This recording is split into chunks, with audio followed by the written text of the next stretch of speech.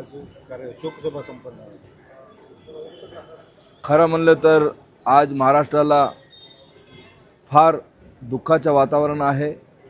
कारण जेव्हा ही बातमी 28 तारखेला भेटली, दादाचा असा निधन झालं, अपघात झाला म्हणून जेव्हा कानात बातमी आली, खरं म्हणलं तर हे विश्वासच ठरलं नाही.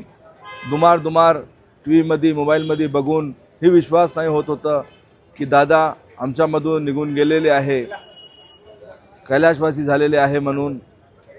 आणि आज जे कार्यक्रम ठेवण्यात आला सर्व पक्षाकडून, ते आलेले सर्व मान्यवरांचं मी मनापासून आभार व्यक्त करतो.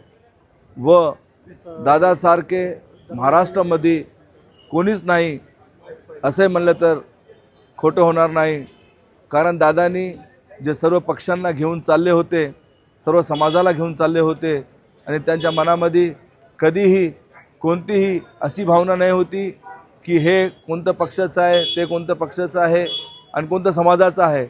सर्व समाजाला घेऊन चालणारे, खास करून मराठीला सोबत घेऊन चालणारे असे आमचे दादा होते. आज डोळ्यात अश्रू येतात ते ऐकून, आणि विश्वास होत नाही की दादा आमच्याकडून नाही. दादा, तुम्ही जर आमच्याकडून निघून जर गेला तरी आमच्या हृदयामध्ये तुम्ही राहणार आहे, आमच्या मनामध्ये तुम्ही राहणार आहे. आणि इतका कमी वर्षा आणि इतक्या कमी दिवसामधून तुम्ही आम्हाला सोडून गेला, त्याचे आम्हाला फार दुःख आहे.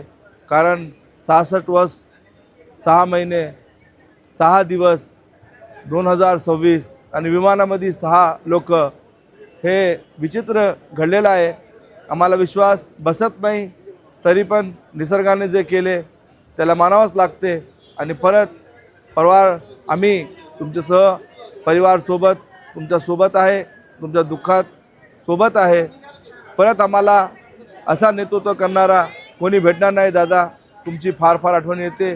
मला बोलायची संधी दिली त्याबद्दल मी न्यूजवाल्यांचा आभार आहे, धन्यवाद व्यक्त करतो आणि थांबतो. जय हिंद, जय महाराष्ट्र, आणि श्रद्धांजली देतो माझ्या वतीने व मराठीच्या वतीने.